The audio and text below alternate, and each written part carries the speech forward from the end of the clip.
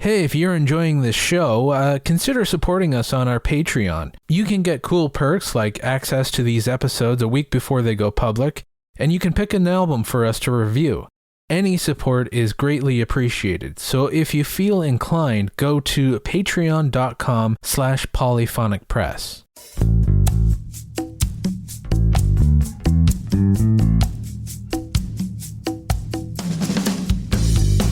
This is Polyphonic Press, the podcast where two music fans pick a classic album completely at random and analyse it track by track. Using the patented random album generator, they are given an album to review from a curated list of over 1,000 classic releases, spanning multiple genres.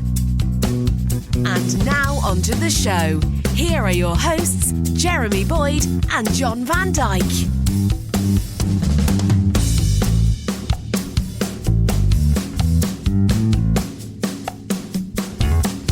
Hi, welcome to Polyphonic Press. I'm Jeremy Boyd. I'm John Van Dyke.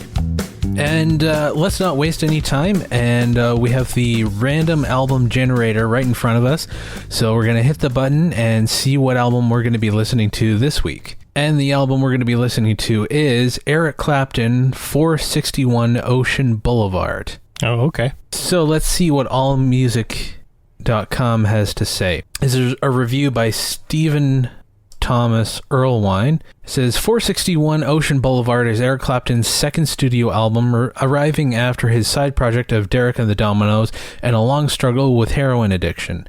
Although there are some new reggae influences, the album doesn't sound at all that different from the rock, pop, blues, country, and R&B amalgam of Eric Clapton. However, 461 Ocean Boulevard is a tighter, more focused outing that enables Clapton to stretch out instrumentally. Furthermore, the pop concessions on the album, the sleek production, the concise running times don't retract from the rootsy origins of the material, whether it's Johnny Otis's Willie and the Hand Jive, the traditional blues Motherless Children, Bob Marley's I Shot the Sheriff, or Clapton's emotional original Let It Grow, with its relaxed, friendly atmosphere and strong bluesy roots. 461 Ocean Boulevard set the template for Clapton's 70s albums. Though he tried hard to make an album exactly like it, he never quite managed to replicate its charms. Interesting. I'm not that familiar with Eric Clapton's solo stuff. I mean, I know that the hits on the radio, like, you know, I Shot the Sheriff, which was originally a Bob Marley tune, or Cocaine, which is a J.J. Cale song. But I'm not that familiar with his solo stuff. Obviously, I know Cream and Derek and the Dominos and all that, but how familiar are you with his solo? We've had a few albums kicking around at times. I don't know if we had this one, but yeah, there's enough stuff on here that I know I recognize. Yeah, I don't think anything's going to really surprise me on here, but I'm guessing there's probably still a bunch of stuff on here that has not passed my ears yet, so. Okay, so the album starts off with the song Motherless Children, so here we go. Okay, that was a pretty lively track to open up the album. Yeah, I think I'm most familiar with like Big Sugar's version of that, which is like quite a bit slower. It's noisier. Yeah. I don't really have anything bad to say about it. The only criticism I would have is I wish the vocals were mixed a little better. And I think maybe it's because early on in his solo career, he was not quite comfortable with his voice yet, because he hadn't really sung very much. No, there was like the odd song here and there that he had sung before that. And then I think the most you would hear his voice was on Derek and the Dominos, and he was singing along with Bobby Whitlock. I did notice it's double tracked. So, and I think that's a pretty key component of this particular album. If I really think hard enough without actually first hearing it, but I'm thinking most of the tracks on this one, he's kind of double tracked. Yeah, that's a good technique if you want to sort of enhance your voice, is to double track it, because it makes it sound, it gives it like a chorus effect when you do that. You can kind of mask any sort of errors in your voice. But anyway, the next song is called Gimme Strength. That was short. I have some thoughts about his vocals again. He's a good singer. I'm not saying he's not a good singer, but he just doesn't sound, again, he just doesn't have the confidence to sort of push and to project. I think I read somewhere that, it took him a while to become comfortable with his voice. The production itself was pretty sparse as well. It was just an acoustic guitar, bass, drums, and an organ. That's all you really need with that. All right, so moving on, I think I'm pretty familiar with this song. Anyway, the song is called Willie and the Hand Jive. Cool, I actually really like that. I wasn't sure at first because I'm familiar with the original, but that was actually, it kind of grew on me, and it sort of has like a feeling of, sitting on a beach with a drink and just kind of, watching the water. It's interesting how you can take the that Bo Diddley beat, which has got a lot of tension built into it, and still make it laid back. It's really hard to find that fine line to make that balance. It's kind of cool how they did that. It helps. I was just reading this album was recorded in Miami, so that's why it probably has that laid back feeling. It was probably spending a lot of time on the beach. But anyway, moving on to the next one. The next one is called Get Ready.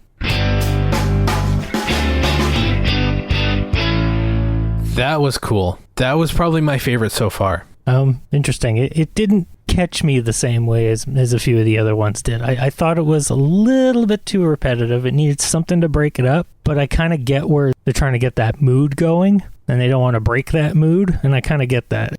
That's what I like about it. It's kind of like a trance, and I like the trade-off between the Eric Clapton and the woman who's singing. I think her name is Yvonne Elliman, and she co-wrote the song with him. I sort of have the vision of sort of nighttime New York City driving sort of vision. That's kind of the feeling that I get from it. Anyway, so the next song is probably one of the bigger hits that Eric Clapton had, and it's a cover of Bob Marley and the Wailers' I Shot the Sheriff.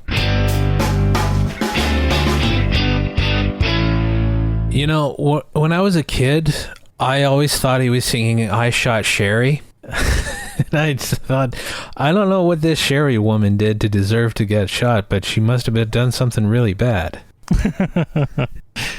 And it's hard. I don't know which one I like better. I don't know if I like the Bob Marley version or this one. Yeah, they got sort of like their own approaches. I mean, they're both got that reggae thing going. There's a lot going on, but it's not too busy. No, it's not. It moves along like a well-oiled machine. The Bob Marley one, it's a little bit sparser. I think this was recorded before Bob Marley was really well known too, wasn't it? Yeah, I think this is one of the things that sort of helped push his popularity, and but he kind of did the same thing for J.J. Cale with cocaine. So I know I know for a fact that J.J. Cale, as soon as he heard his Eric Clapton covering cocaine, he went out and bought a new Chevy. That's what he did, because he knew, this is like, wow, this is going to be good for me. Like, he just heard the song and went out and bought a Chevy because he knew the money was coming. Anyway, that concludes the first side of the album.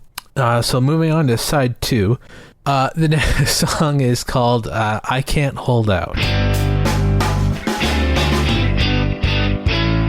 That was a cool song. Some really good slide playing in that. You don't really think of Clapton as a slide player, but he's, pretty good. Yeah, it's not something he was primarily known for. I'd like to hear him do it a little bit more often. Yeah, I think he got a lot of that lesson from Duane Allman. Was Derek and the Dominos, was that intended to go on if Duane Allman hadn't died? I have no idea. Obviously, it turned out to be like just a sort of like a one-off project. Kind of like Blind Faith was also a one-off project. I don't know if that was supposed to go on either. Both albums are good enough. You get a sense that both projects probably could have gone on. Both bands are made up of musicians who had all sorts of other things to do.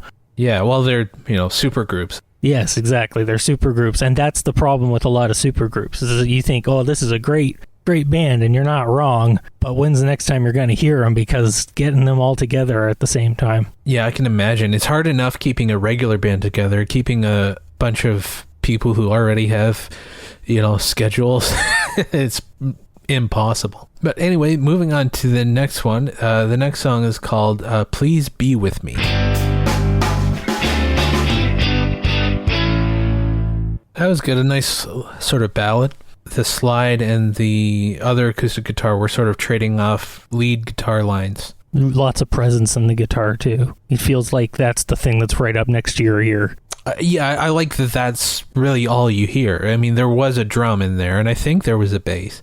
But I like that it was mainly just the acoustic guitars and the vocals. I mean, that's all you really need. So the next one is called Let It Grow.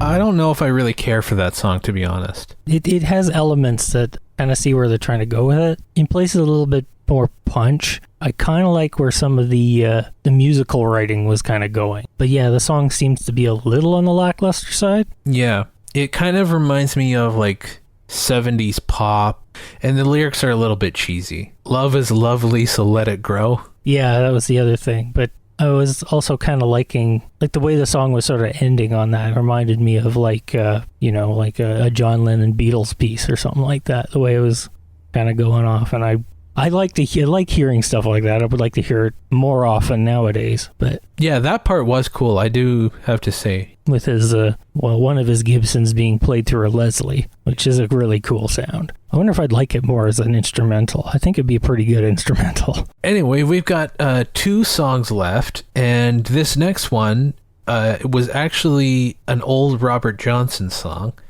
and it's called Steady Rollin' Man.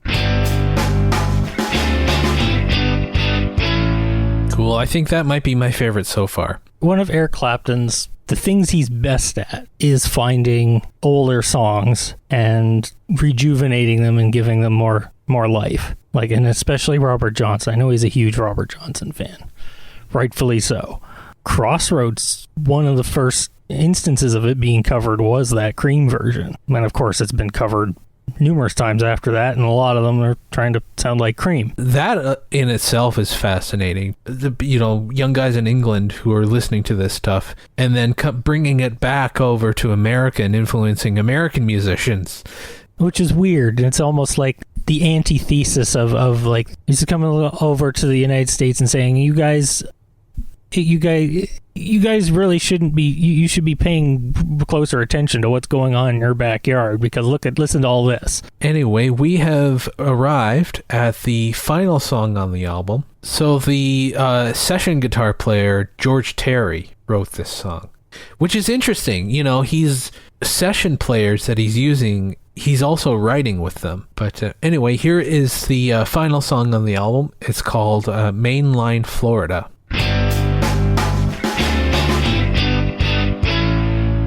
That was cool. It took me until the end to realize that was a talk box that he was using on the guitar. When I first started, I thought that sounds like I know it's a guitar, but it sounds like a trumpet with a mute on it. But it's a talk box. It took me until the end, and it's like, oh, it's a talk box. Oh, okay. And you also notice that the leads in that's not Eric Clapton playing. Yeah, no, it sounds very different. But the rhythm is very definitely Eric Clapton's guitar. I mean, he's got that tone, which I've always loved that tone. Yes, I would borrow that tone in a heartbeat. For me, this album is all right. It has a few weak spots, but overall, it's not bad. Overall, it's fairly strong. I can definitely see why this is the one album he's had a little bit of trouble trying to live up to, and maybe it's just partly because of where it came from in his. I mean, he's this legendary guitarist from legendary bands in the 60s and 70s and stuff like that. And when those guys go and have their solo albums a little later than that, it's hard for them to kind of sometimes be of their period, and they sometimes sound a little bit contrived when it comes along a little bit later, because they're trying to fit in with this, and it's got more to do with the record company, what they want them to do too, and the way it's being produced, and yada yada yada yada yada. But I'd almost wish if they were just left to their own devices, and even if the album came out sounding like it was written and produced in 1972, but was released in like 1989, I don't see why that should be a problem. But that's not what we get. Instead, we get a guitarist who's most at home in 1972 producing an album in like 1989, and it sounds like they sound bored. Yeah, they sound a little bit uncomfortable. Like they're out of their element. Yeah, exactly. And yet there's stuff being produced at that same time, which is just fresh and good and everything, but they seem to belong in their period. So I don't know how to remedy that situation, but this album seems to have come at just the right point. It's it's only the second of his solo albums, and it's like 1974. He's still within his element. And I mean, on this album, you can hear the sort of excitement that he has towards his new life being free from, drug addiction. You can sort of hear the optimism in this album. That's also a nice sort of thing. Sometimes I wish he had a little bit more confidence and would push his voice a little bit more, because there's definitely points where I can definitely hear that. And there's like also a couple of songs where he sounds like he's trying out a different voice. Kind of like what Bob Dylan was doing at around the same time. He's just trying to sing a little bit differently because, for Bob Dylan, his voice was changing and he didn't know exactly how he was going to, go on. Eventually he would just sort of accept his voice for what it was. But Eric, he doesn't have a bad voice. He's actually got a fairly good voice. It's just he didn't have the confidence in it yet. And it wasn't a voice that people used to hear all the time until people did. But he had to get the confidence to get people to hear the voice, and now people are very familiar with his voice. Yeah, because up until this point, up until his first solo album, he was the guitar player, he wasn't the singer. And if he was singing, like you said, it was with someone else. Actually, I was going to mention the song I Can't Hold Out. I'm familiar with that song. That's not an original. I just can't remember who the heck I heard sing it. I know it sounded quite different than this version. Eric Clapton sings it much different. Originally by Willie Dixon. Yeah, okay, that doesn't surprise me. So I guess we'll end the show there. Thank you so much for listening if you made it this far. You can check us out on polyphonicpress.com. You can visit the contact page and drop us a line there. If you want to support the show, you can do that at patreon.com/polyphonicpress. And that's pretty much it. I'm Jeremy Boyd. And I'm John Van Dyke. Take it easy. Thank you.